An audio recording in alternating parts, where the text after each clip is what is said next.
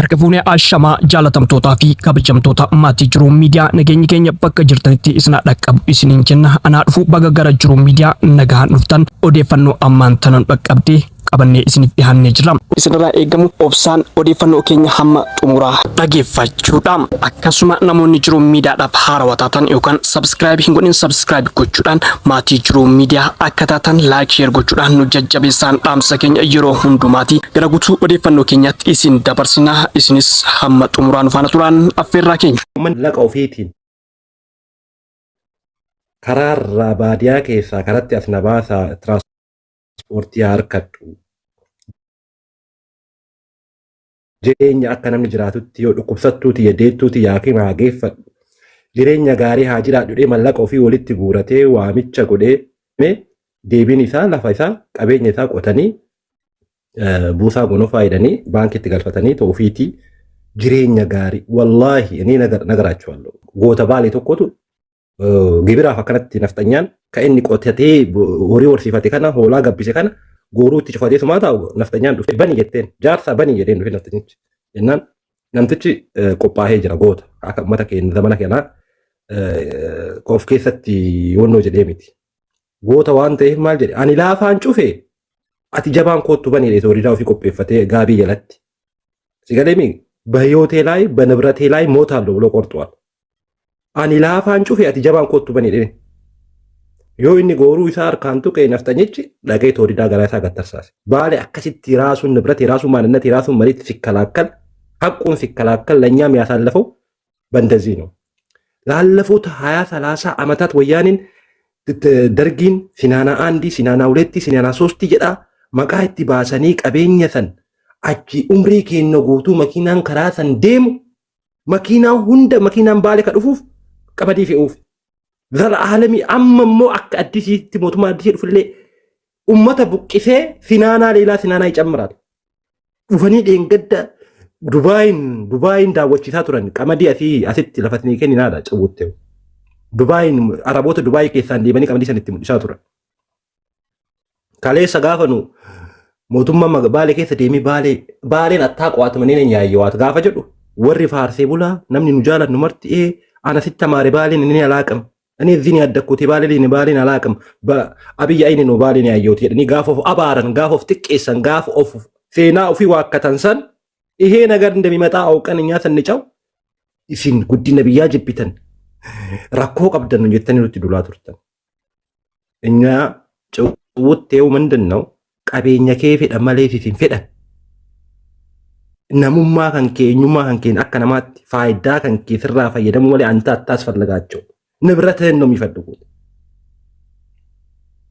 marqaa ol si darbee si afuufuun koo si liqimsuu fi bilan እኛ ስንጫው ማንም የሰማን ሰው አልነበረም ዛሬ ግን ችግር በመጣበት እንደዚህ ስንዴ የተጫለ በዛው ደግሞ አዩን ቤሎይቴ ዴቦይቴ ገሙጂ ኬሳ አከነት ረከቲ አሲ ኢሞ ኢጆሌን ነፍጠኛ ፋርሲቱ ኢጆሌን ምኒልክን ፋርሲቱ ኢጆሌን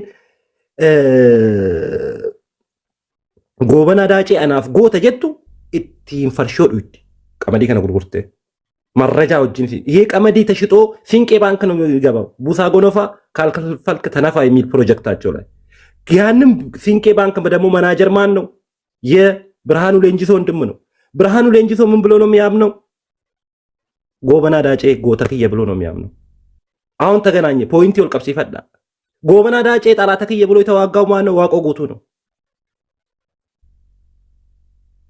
ከናፍ ዱቢን ኢስቲኒ ያገልጡ ዮን ቀብሳዊን ዘልዓለሚ እያለቀስክ ነው የምትኖረው ችግር ባለበት ቦታ ትግል አለ ትግል ባለበት ቦታ ደግሞ ማሸነፍ አለ ሌላ ፖለቲካ እዛ ሀገር ላይ የተካሄደ ነው ኢሲን ብልጭልጭ ያፈው ሲንጥቀፈው ቀመንዱ በከነ ባለስልጣኒ ታቴ በትውልድ አካባቢ ክሬዲት ይበላለጣል አከዘበነ ወያኔ የዚህ መንግስት ደጋፊ ሆነ ይጅባት አቲ አገር ባደሞቱማ ከነ ደገፍቴ ሰው የቴሌፈር ገንገለቴ ቦተወልደርክበት አካባቢ ጥያቄ ምልክት ውስጥ ነህ ሙሉ መብት የመናገርና መወሰን መብት የለህም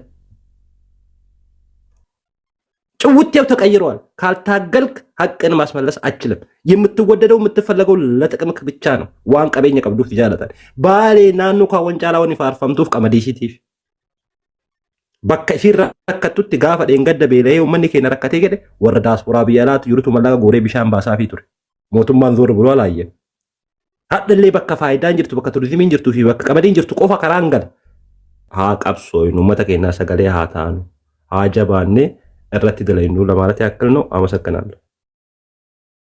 Gubanne wallahi ibiddi nu qabate yaaki anamma abboo anamma dhugama yoo dubbadhe faarsee bulaa xixiqqoo ta'ammalaale tukkusii gadi yaatee yuutuubii kiyya sabskiraayib naa godhaa finfinneen bareedde jechuu dadhabne yaa obboleessa kiyya ta'a. Dhumaatiin uummata keenyaa rakkin uummata keenyaa itti mul'anne yaa abboo rabbiin itti cufeetiin jara qamadiin akkana fe'amu kun baalee keessaa fe'ama uummanni keenya beelee achi jechuun qaanii guddaa. Gara dubbannuu wallaalle wallahi waan xuuxillaa as gubba gadi dhiisanii afaanitti meekaappii dibanii jennaan gadi baatee burraayixee gubbaa akka jabbilee daa'ima. Rakkoo hawaasni keenya keessa jiru wallahi nam tokko hin beeku. Nam tokko yoo dubbate as gubbaa dhufee ka afaan si qabuu deemu ka biyya keessa jirullee afaan si qabuu deema as gubbaa dhufee ta'e. Uummata rabbiin ol oofee keessaa oofe dadhabne wallahi billahi. Gaafa namni waan rakkoo uummataa boonnee nu as gubbaa boonnu warra booyaa nuun jedhan. Garuu alhamdulillah quuqama uummata keenyaa qabnaa boonnee warra gaafsan akka jedhu san ganda isaanii mara seenaa jirti wanni sun. Dhugaan ganda mara seenaa jirti. Magaalaan babbareeddee marti amma barattu seenaa jira beelas seenaa jira qamadiin kun kafe'amee deemu baalee miti yookaan arsii miti. Bakka sanyiin keessan itti dhumteen beeytan achi deema jechuudha. Garuu uummanni baalee harree warqii irra gangalatu ta'e. Harree warqii irra gangalatu ta'e uummanni keenya wallahi. Nama lafa isaa irraa lafti isaa facaasanii akkana ol baastu waan kana bana irraa haamatanii hadda uummanni keenya kun beelaaf ganda keessa deemee bakka waa jiran barbaadee achitti booya jechuudha. Kana yoo dubbatte as gubbatti yaan akkanaa yoo dubbatte ati warra museoma Itoophiyaa kana jeequ yaa obboleessa kiyya. Yoo barbaadan koottaa galaati waa misooma godhaan hin jedha bebbeekamoon gariin. Anyaa beeku waa galleeti misoomuudhaa miti kaayoon teenna uummanni nu keessaa baan hin beela'inidha. Boo'ichi uummata Oromoo nutti isinitti haa dhagahamuudha uummata kana agartanii.